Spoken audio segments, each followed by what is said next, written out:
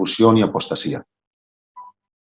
En el capítulo de Timoteo, capítulo 4:1, ya lo dijo el Señor, el Espíritu dice claramente que en los postreros tiempos algunos apostatarán de la fe, escuchando espíritus engañadores y doctrinas de demonios. La Biblia dice que prediquemos la palabra tal cual está en la Biblia, sabiendo que la Biblia ha sido toda revelada y ya no hay más revelación. Nosotros, los cristianos, tenemos que saber iluminar la palabra acerca del texto revelado, pero no hay revelaciones posteriores. Jesucristo es el que encierra toda la revelación. Él es la revelación plenaria. Lo demás son fragmentos de la verdad, pero Él es la verdad. Por tanto, el apóstol San Pablo dice, predica la palabra, no ninguna teología de ningún predicador, ¿de acuerdo? Ni tampoco la filosofía de cualquier pensador. Está bien estudiar, pero lo que hay que estudiar es la Biblia. La Biblia nos lleva a la verdad, el Espíritu Santo nos lleva a la verdad. Porque imaginaros que cuando no habían teólogos en los primeros siglos, el Espíritu Santo salvaba a las personas sin necesidad de tantos errores doctrinales, y los errores doctrinales salieron a raíz de los grandes reformadores y también de gente que empezó a atacar las grandes herejías. Entonces, yo no me voy a ir a ningún extremo, sino solamente a explicar la palabra del Señor tal cual viene la teología bíblica, no la sistemática, sino la doctrina bíblica tal cual sale de la Biblia. En capítulo de Hebreos 13 dice, no os dejéis mover fácilmente de doctrinas o enseñanzas extrañas que afirma tu corazón en la gracia. En Tito 2:1 dice, habla lo que está de acuerdo con la doctrina de Cristo. Amén. Por tanto, yo voy a usar la Biblia, la palabra del Señor, que la tengo aquí, y voy a refutar un poquito los 5 puntos de esta doctrina que se va enseñando. Estamos siendo azotados por una terrible avalancha de apostasía en casi todo el planeta. Más que esperar un gran avivamiento, como muchos están diciendo los neopentecostales, como muchos líderes anuncian con vehemencia, la Biblia predice un gran mover de engaño de las hordas del diablo entrando en las iglesias, como ya hemos visto, para confundir y desviar a miles de creyentes del camino correcto y de la fe genuina. Estos son los días más complicados para la iglesia, evangélicas, que creen y viven y predican y defienden la sana doctrina. Ha llegado a principios de los 80, llegó el movimiento neopentecostal, con toda su levadura doctrinal, introduciendo en las congregaciones actuales un sinfín de doctrinas falsas y muchísimos postulados de la nueva era, como la doctrina de la prosperidad, que ya veremos en otras secuencias, la incubación, que podemos ver en otro programa, la metafísica impérica, que podemos verlo en otro programa, el dominismo, el universalismo, la teoterepatía, la megalomanía, el humanismo secular, el G12, todas estas doctrinas, pensamiento positivo y algunas más, todas estas doctrinas paganas, juntamente con el ecumenismo, están haciendo titubear a los cristianos de la fe. Todo esto está metiendo una falsa enseñanza, está metiendo la levadura dentro de una falsa enseñanza en estos últimos años, y precisamente del movimiento neopentecostal, sino de los grupos llamados conservadores fundamentalistas. Es decir, no solamente el grupo neopentecostal, sino de los grupos llamados conservadores y fundamentalistas. Aunque muy celosos y guardadores de los grandes fundamentos bíblicos, tienen algunas enseñanzas que no se ajustan en nada a la sana doctrina bíblica. Me refiero a la falsa, herética doctrina del llamado calvinismo. Ellos la disfrazan doctrina bíblica y los expositores aseguran que son doctrinas de la gracia, pero de doctrinas de gracia no tienen nada. Pero vamos a hacer un poquito de historia para saber de dónde viene realmente el calvinismo. ¿Qué es el calvinismo? Y yo lo quiero refutar con la palabra de Dios. ¿Qué es el calvinismo realmente? El calvinismo, queridos hermanos, se puede diferenciar, o es una definición del diccionario, es un sistema teológico protestante que nació en la época de la Reforma y que pone énfasis en la autoridad de Dios sobre todas las cosas. Esta vertiente del cristianismo protestante, que pone énfasis en la autoridad de Dios sobre todas las cosas, es realmente postulada en la Reforma religiosa por el francés del siglo XVI, Juan Calvino. ¿De acuerdo? ¿Qué promueve el calvinismo? El calvinismo promueve doctrinas de la gracia. Ellos dicen que promueve las doctrinas de la gracia. Y se identificaron con una palabra que viene de un acrónimo que es como un tulipán. Y de ahí viene la palabra tulip en inglés. Y aceptaron las 5 consonantes, la T, la U, la L y la I, la P, para que eso se postulase, y quería decir, en primero, depravación total o incapacidad o inhabilidad humana para creer, elección incondicional, sacrificio limitado, ahora os diré lo que es eso, gracia irresistible y la perseverancia de los santos. Hoy en día hay más de 30 confederaciones bautistas. Algunos creen un punto, otros 2 puntos, otros 3 puntos, pero esto no se puede sostener porque el tulip son los 5 pilares que tiene. Si uno solamente cree en un punto y otro cree en 2 o otro cree en 3, indudablemente no es calvinismo, es calvinismo a media y todo se cae. Es ¿cómo voy a decir yo? Como los pilares de una casa. Tienen que ser compactos. Entonces, si uno dice que es una cosa y otro dice que no es otra cosa, ellos mismos se contradicen. Pero ¿de dónde surgió este movimiento realmente? Yo quiero que vosotros veáis de dónde surge este movimiento. En los primeros 3 siglos, tres siglos o 300 años del cristianismo, no hay ninguna mención de esta doctrina. Solo la Biblia y las evidencias bíblicas eran, y el Espíritu Santo, el que nos guiaba toda la verdad. Pero había ciertas herejías que estaban entrando dentro de la Iglesia, doctrinas agnósticas griegas, y que Juan empezó a refutar, por ejemplo, por ejemplo que Jesucristo no tenía un cuerpo verdadero, y eso era el agnosticismo. El agnosticismo decía que el cuerpo era malo y que había que arruinarlo, y que Cristo tenía un cuerpo, realmente decían que no era verdadero Dios. Y entonces el apóstol Juan tuvo que refutar este tema y decir: todo aquel que diga que Jesucristo ha venido en carne es el anticristo. En esta posición entra la historia Agustín de Hipona. ¿Quién es Agustín de Hipona? Fue un monje católico. Él dice que se convierte al cristianismo, pero realmente fue influenciado antes por corrientes realmente griegas, y una corriente sobre todo que él tenía que se llamaba el maniqueísmo griego. ¿Qué es el maniqueísmo griego? Como él se convierte al catolicismo. Es un amor al conocimiento, es decir, saber por qué se producen las cosas. Y queridos hermanos, él buscaba la esencia de todos los movimientos, de todas las cosas hechas, por qué viene una cosa, por qué viene la otra. Esto se llamó el maniqueísmo griego, y él venía con esta corriente ya de antemano. En el primer siglo de la Iglesia, los agnósticos golpearon la Iglesia y a los primeros padres apostólicos. Agustín de Hipona, concretamente, creyó en una cosa que se llamó el dualismo agnóstico y el maniqueísmo griego.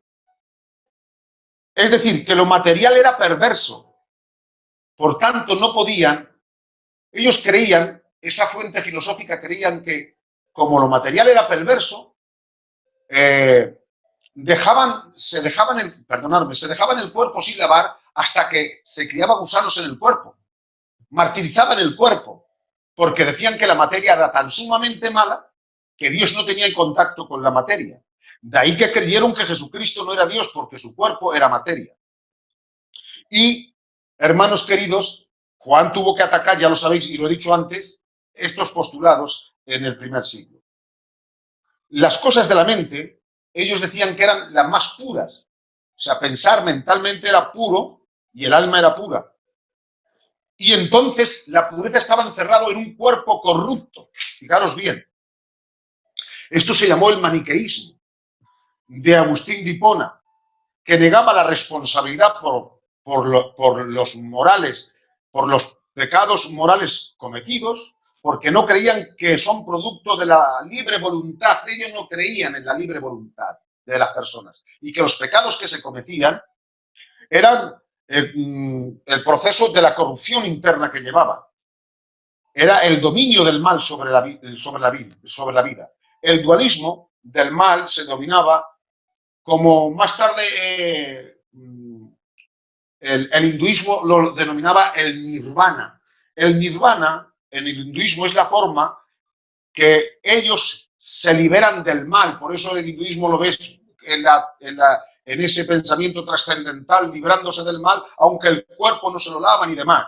Y así alcanzan el nirvana, ¿de acuerdo? Que en lo material son ascetismos, no se lavan, se dejan podrir el cuerpo y lo que importa es la mente. Eran monjes. Esta misma forma la adoptó Agustín. Y del maniqueísmo se convirtió al catolicismo, con estas formas dualistas. De aquí proviene una parte de la doctrina de la predestinación o elección incondicional. He querido decir todo esto para que veáis la mentalidad que tiene Agustín.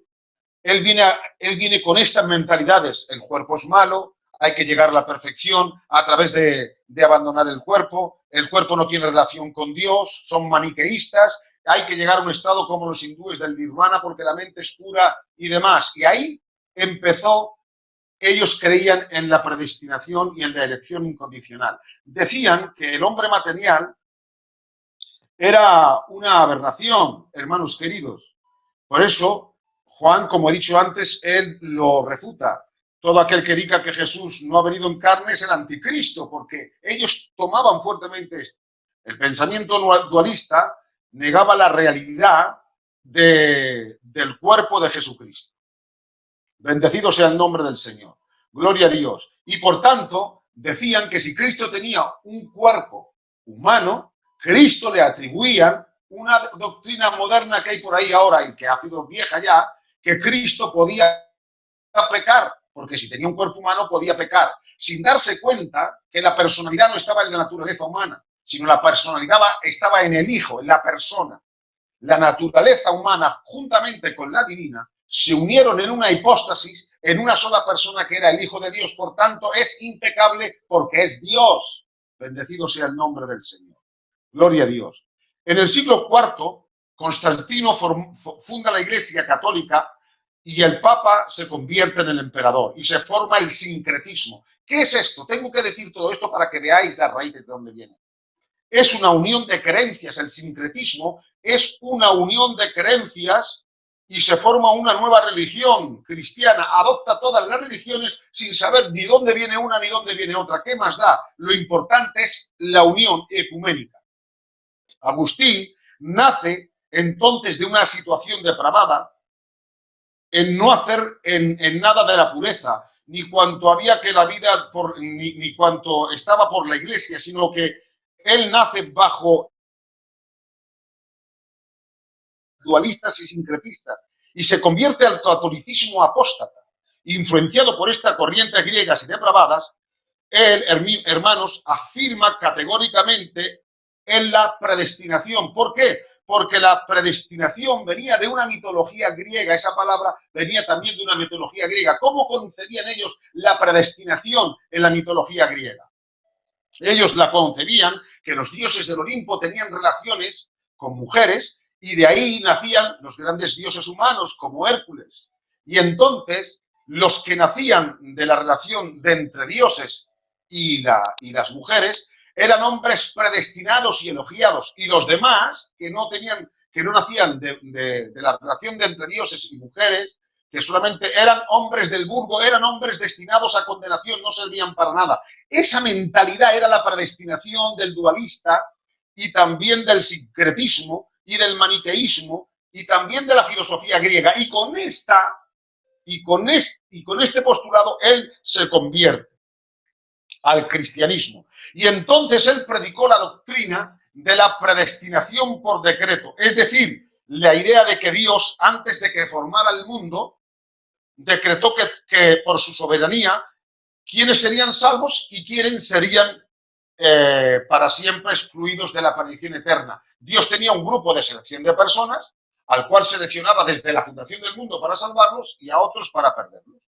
Bendecido sea el nombre del Señor. En otras palabras, si vamos a ir al cielo o a ir al infierno, la decisión fue tomada por Dios y el hombre, decía, no tiene ninguna capacidad de decisión a la hora de decidir su estado de salvación si se le ofrece. Es verdad que nadie puede salvarse por sí solo, necesita ser informado acerca de la salvación para tomar una libertad, pero ellos le quitaban la libertad al hombre por la depravación total. Lo explicaré ahora mismo. Juan Calvino, más tarde vino en el 16, y retoma los conceptos de San Agustín en sus creencias y predicación, aunque son los seguidores de Juan Calvino el que realmente fundamentaron en el sínodo de Dort el calvinismo más aferrado, hipercalvinistas o sublapsarios, un calvinismo más extremo. Y ahí llegaron, hermanos, las grandes reformas. Los 5 puntos del calvinismo que ellos postulaban, lo voy a decir rápidamente para que ya una vez historia lo diré y así podemos refutar rápidamente este tema. Los 5 puntos que ellos fueron los que realmente cogieron bastante fuerza fue después en Noyon, en el 1509, en Ginebra, en el 1569, y decía, todos los hombres por ser pecadores y depravados están todos condenados al infierno y al juicio, que Dios escogió 2 grupos. Ellos siempre postulaban que Dios escogió 2 grupos, unos para ser salvos y quedarían, y otros que perderían si no podían creer jamás. Que los creyeron habían sido elegidos por gracia soberana, los que creyeron habían sido elegidos por gracia soberana, y que estos no se pueden perder jamás, los cuales perseverarían hasta el fin sin jamás apartarse de la fe. Es decir, que los que creían estaban escogidos por Dios, y lo voy a repetir de nuevo, y no podían jamás perderse porque era una gracia soberana. Y ahí inventaron el tulip. Los 5 puntos del tulip era la depravación total, que ahora os diré lo que es eso, la expiación incondicional, la expiación limitada, elección incondicional, expiación limitada, gracia irresistible y perseverancia de los santos. Queridos hermanos de mi corazón, la palabra del Señor dice que en 2 de Pedro 1:1 dice, pero hubo también falsos profetas entre el pueblo, como habrá también entre vosotros falsos maestros, que introducirán encubiertamente herejías destructoras. Quiero leer la Biblia, solamente leer la Biblia y no hacer alusión a ningún teólogo, porque a mí lo que me interesa es leer la palabra del Señor. ¿Qué es la depravación? Realmente el punto de la depravación total, que la mantienen predicadores que están saliendo ahora por los medios de información. No quiero nombrar a ningún predicador porque quiero ser muy respetuoso con toda la gente, solamente quiero atacar los puntos de esta enseñanza. Bendecido sea el nombre del Señor. Bien, en cuanto a los 5 postulados que sacó Calvino, se levantó también un hombre llamado Arminio, que fue un holandés, que fue en contra de esto. Y él sí que decía que sí que había un libre albedrío, que estaba la capacidad humana, que no estaba la depravación total. Es decir, que el hombre tenía la capacidad espiritual de escoger el bien. Y también era capaz de ejercitar la fe en Dios a fin de recibir el Evangelio, de modo que de obtener la salvación por sí mismo siempre y cuando se la ofrecieran. En el momento que se la ofrecieran, había algo en el hombre que es la libertad que Dios le puso para escoger entre el bien y el mal, como lo hizo en el huerto del Edén, y ahí escogería entre no recogerla y sí acogerla.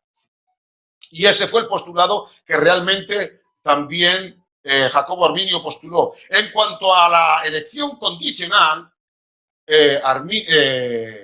los arminianos dijeron, Dios eligió a aquellas personas que él vio que querían ser salvadas por medio de su libre albedrío. Es decir, que había una elección de antemano, pero que elige a aquellas que realmente, aquellas personas que vio que quería ser salvas por medio de presentarles el Evangelio y tener su libre albedrío. Al recibir el Evangelio, esas personas pasan a ser electas en Jesucristo y después predestinadas para el propósito mayor.